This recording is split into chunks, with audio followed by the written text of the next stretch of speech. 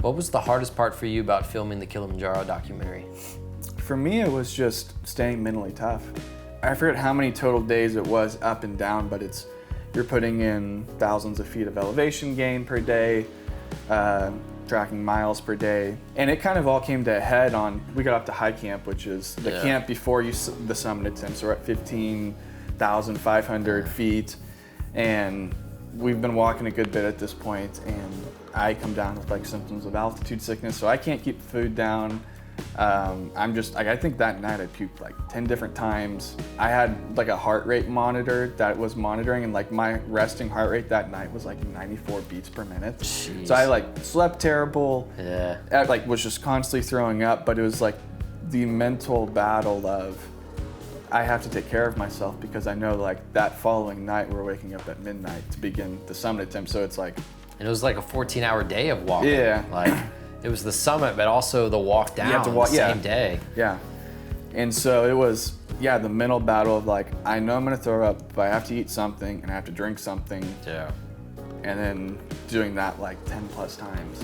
I think also jumping off that, the mental battle of, all these guys are either like being sponsored or whatever to be there, but we're getting paid to be there. We're doing a job. Mm-hmm. So like you can't rest. There's you a have little to bit work. of I have to perform. I have to do my job. Like I have to tell the story in a sense, which I think is like a nice part of like, I went down and that was kind of like an opportunity that you were able to like step in. But yeah, I guess for you, what was the most challenging part?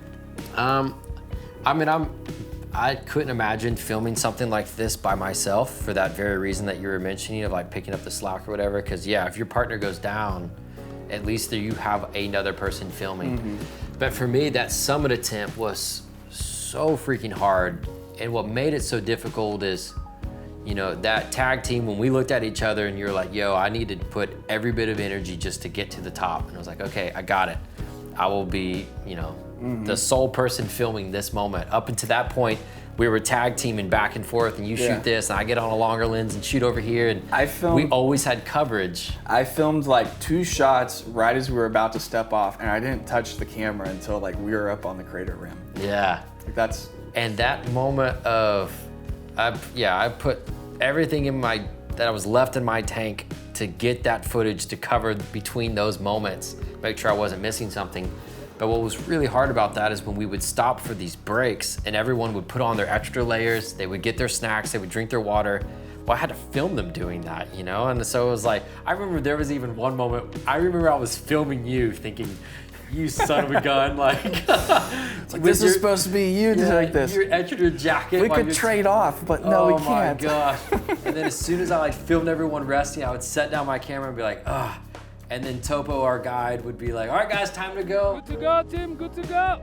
But luckily, definitely, I think for both of us, we wouldn't have been able to do it without our porters. Yeah, like, for sure. Oh my gosh, having someone there that was already acclimated to the altitude and that were freaking Superman on the mountain and could carry most of our stuff, if not all of it, so we could get our job done. That was amazing.